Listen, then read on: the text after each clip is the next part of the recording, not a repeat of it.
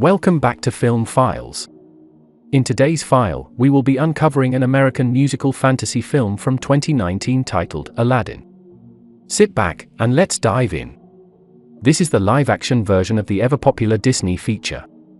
It starts with a mariner trying to entertain his two kids with an Arabian tale. But first, they insist he must sing it to them, and so he does. We see Aladdin on the streets with Abu the monkey on his shoulders. A woman tries to pet Abu as she makes a comment, but then she realizes the same monkey is robbing her. She leaves abruptly and reports the incident to a guard standing by. However, Aladdin is able to elude the guard. He goes over to the pawn shop to exchange his bounty for some food. The woman there shortchanges him because she knows his goods are always stolen. As he prepares to eat outside, he notices a mother and her two kids starving, and so he gives up his food to them. It's not long before he meets Jasmine. She is exploring the city and comes across two starving teenagers. She picks up 2 loaves from a random seller and gives them away while forgetting that they have to be paid for. She is far away from the comfort of the palace, and the seller in question confronts her, not knowing she is supposed to be royalty.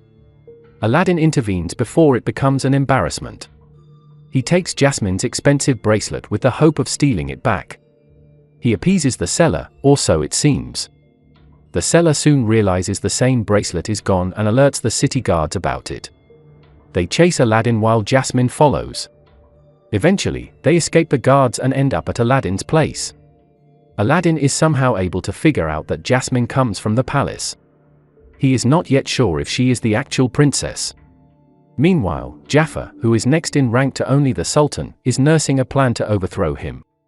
He seeks a magical lamp inside the Cave of Wonders that only a man who is pure of spirit can enter. Jafar has searched the kingdom for such a man to no avail.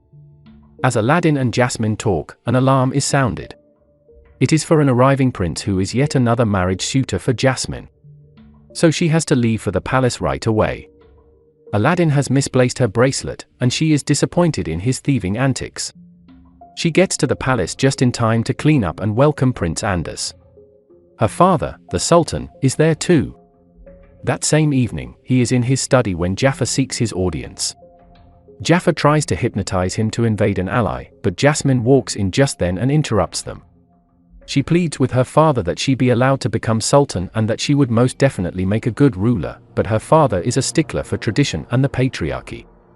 Aladdin, on his part, has found a way to sneak into the palace. He is trying to return Jasmine's bracelet and get back into her good books. Once he meets her disguised as a servant, she is taken by his charm. He promises to return the next evening. As he leaves the courtyard, Jafar's men apprehend him. It seems Jafar had found his pure soul or, as the Cave of Wonders put it, the diamond in the rough. Meanwhile, Jasmine is waiting for Aladdin as he promised, but he is a no-show. Dahlia, who is Jasmine's handmaiden, tries to be supportive.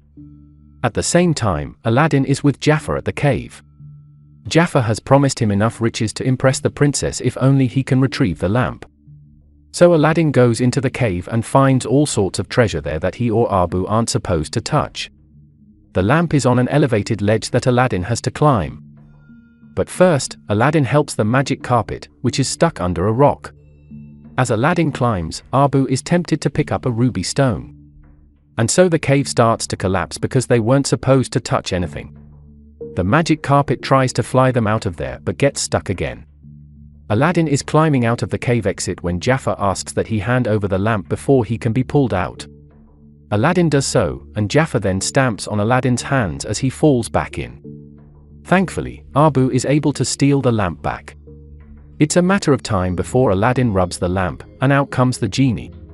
He gives Aladdin the wishing instructions accompanied by some song and dance. Aladdin then makes his first wish to get out of the cave. And so it is done. They are out of the cave now, and Genie starts to encourage Aladdin to line up the next wish. Normally, only 3 wishes can be had. And Aladdin promises to use his 3rd wish to release the genie from the bondage of the lamp. In fact, Aladdin still has all 3 wishes intact due to a technicality. Soon enough, Aladdin figures out what he wants. He wishes to become a prince to impress Jasmine.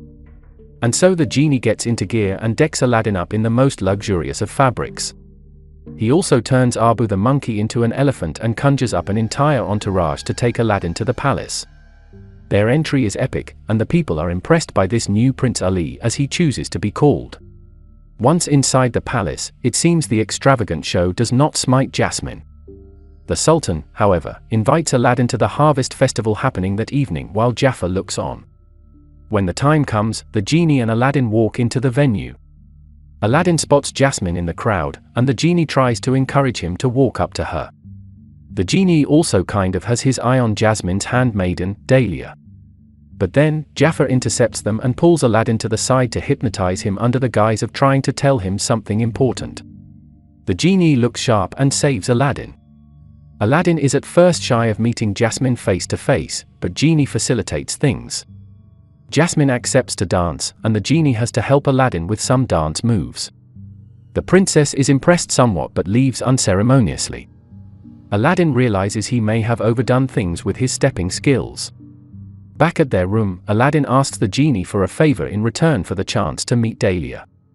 He wants to be able to talk one-on-one with Jasmine. And so both meetings are set up. Jasmine wants Aladdin to show her his city on the map, and Aladdin is able to communicate this to the genie telepathically. Soon enough, Aladdin invites Jasmine for a ride on his magic carpet as they fly away to discover new places, including her city itself. As they sit on a high perch and watch the citizens celebrate the festival, Jasmine poses a trick question to Aladdin about Abu the monkey. His reply reveals his true identity as the same street thief she met earlier. Aladdin defends himself by saying he was undercover too, like her. They decide they have to get back to the palace. Once back in the room, Genie cautions Aladdin that he has to tell Jasmine sooner or later who he really is. Jafar's parrot named Largo has watched and followed them and reported its findings. Jafar is able to put 2 and 2 together. Prince Ali is actually the same Aladdin he hoped would help him retrieve the lamp. Jafar has his men kidnap Aladdin and tie him up. They place him on a ledge with the threat of throwing him off. Jafar confronts Aladdin with his lies and asks where the lamp is. Abu has been able to sneak away with the lamp on the magic carpet. In order to prove his point, Jafar throws Aladdin off the ledge and into the water below. Then Abu and the magic carpet work together to help summon the genie while Aladdin is underwater. Even though Aladdin is drowning and can't talk, the genie is able to rescue him. Back in the room, Aladdin wakes up, and they all decide to expose Jafar for who he is. Meanwhile, Jafar has lied to the Sultan about Aladdin. Just then, Aladdin steps in, and it blows up in Jafar's face. Jafar tries to hypnotize the Sultan again, but Aladdin grabs Jafar's staff and smashes it to the ground. Jafar is then sent to the dungeon. But Largo steals a guard's key, and in no time, Jafar escapes. Aladdin is now more in the Sultan's good books and starts to think twice about revealing who he really is. As expected, the genie cautions him, but Aladdin doesn't want to give up the good life he now enjoys. Aladdin also takes back his promise to use the third wish to set the genie free. He is soon walking in the city when he bumps into a hooded man. It turns out this is Jafar, and he has just stolen the lamp. He rubs it, and the genie is surprised to see that he now has a different master. Jafar returns to the palace and confronts the court of the Sultan. He now has the luxury of a genie at his disposal and so rubs the lamp.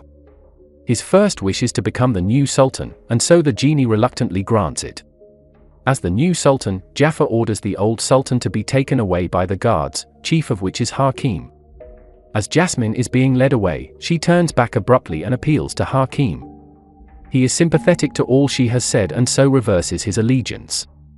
He orders that Jafar be arrested. This is when Jafar uses his second wish. He rubs the lamp and asks that he become the greatest sorcerer that ever lived. The genie grants him the wish, and so Jafar magically sends all the guards to the dungeon. Aladdin arrives too and tries to sneak the lamp away but is caught doing so. Jafar then reveals Aladdin's true identity. He is not Prince Ali, as he claims, but a street guy.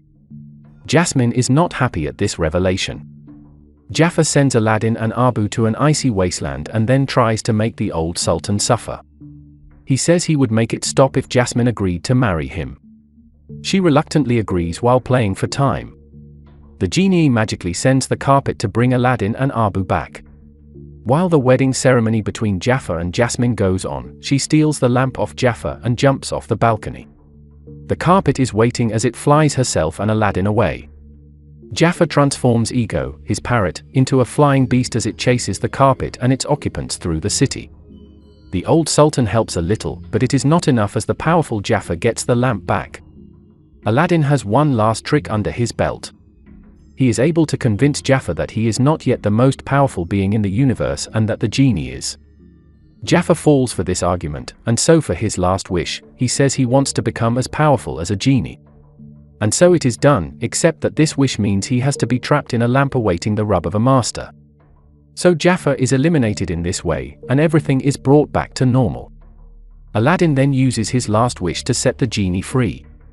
The first thing the genie does with his freedom is to woo Dahlia. The Sultan also gives permission for Jasmine, his daughter, to aspire to the throne. In the midst of the distraction, Aladdin slips away, and Jasmine catches up with him just outside the palace gates as they reunite and reconcile. Next thing you know, they are at their marriage feast.